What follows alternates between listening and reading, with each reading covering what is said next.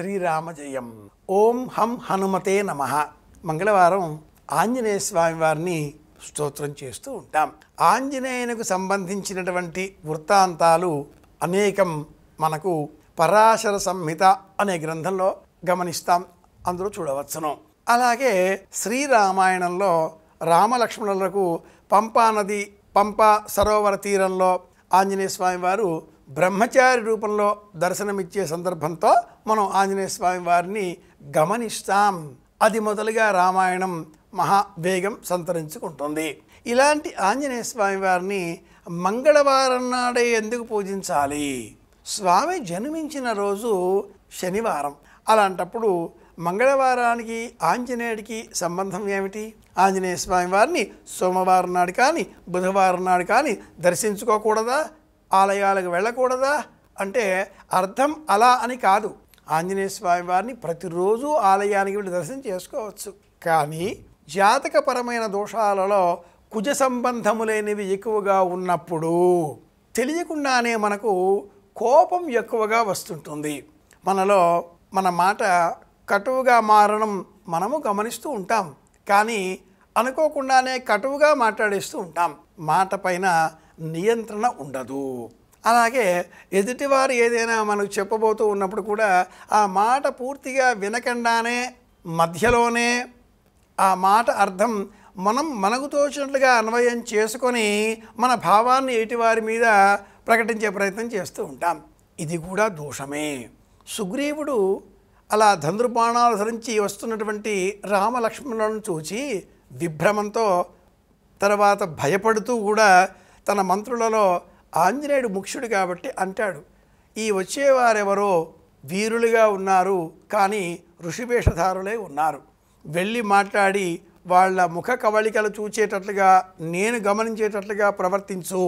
అనుకూలంగా నాకు తోచినట్లయితే ఉంటాను, లేదా మరో చోట వెళ్ళి దాగే ప్రయత్నం చేస్తాను. ఆ ఆంజనేయుల వారు రామలక్ష్మణులతో మాట్లాడే సందర్భం ఎంత హృదయంగా వర్ణింపబడి ఉంటుందో శ్రీరామాయణంలో. అనుద్వేగకరం వాక్యం అంటూ ఏ విధంగానైతే మనకు భగవద్గీతలో వాక్య ప్రస్తారం ఎలా ఉండాలో చెప్పబడి ఉందో ఆ లక్షణాలన్నీ కూడా ఇక్కడ కనిపించే విధంగా ఆంజనేయుడు అతి ప్రసన్నంగా మాట్లాడతాడు. అంత సులభంగా ఎదుటివారికి ఏ విధంగా సందేహం రానట్లుగా మాట్లాడే ఆ వాచం అనే ఆ మాట ఎలా ఉండాలి? హృదయాహ్లాదకారిణి, మనసుకు ఆహ్లాదం కలిగించే విధంగా మాట్లాడాలి. దీర్ఘాలు లేవు, అనవసర పదాలు లేవు, అసంగత విషయాలు లేవు. అసంగతం, అసందిగ్ధం, అవిలంబితమద్రుమం. ఇవి వాక్యానికి ఉండవలసినటువంటి ప్రధానమైన 4 లక్షణాలు. ఇవి తెలిసిన వారు ఆంజనేయ స్వామి వారు. అసంగతం, సందర్భోచితం కాని మాట ఒక్కటి ఉండదు, ఎంత అవసరమో అంతే.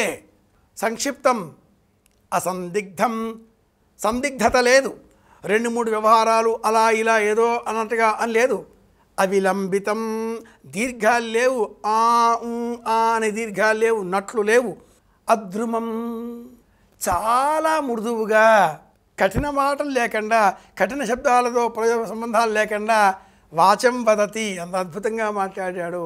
కనుక మంగళవారం నాడు ఎలా మాట్లాడాలో మనకు నేర్పించే నిమిత్తమై ఆంజనేయ స్వామి వారిని స్తోత్రం చేయాలి. మనలో ఉన్న కోపానికి మూల కారణం కుజగ్రహం. కుజుడికి సంబంధించిన వారం మంగళవారం.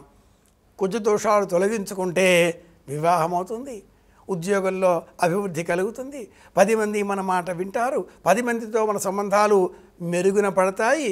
అన్నిటికీ మూలం ఈ కుజ దోషం. ఆ లేకుండా చేసేటటువంటి శక్తి ఆంజనేయుడిది. కనుక ఈ వారం అనేటువంటి ఈ మంగళవారం ప్రత్యేకంగా మనం ఆంజనేయ స్వామి వారిని స్తోత్రం చేద్దాం. స్వామి సంకల్ప బలంతో ఆశీర్వచనంతో మళ్ళీ రేపు కలుసుకుందాం. శుభమస్తు. శ్రీరామ జయం.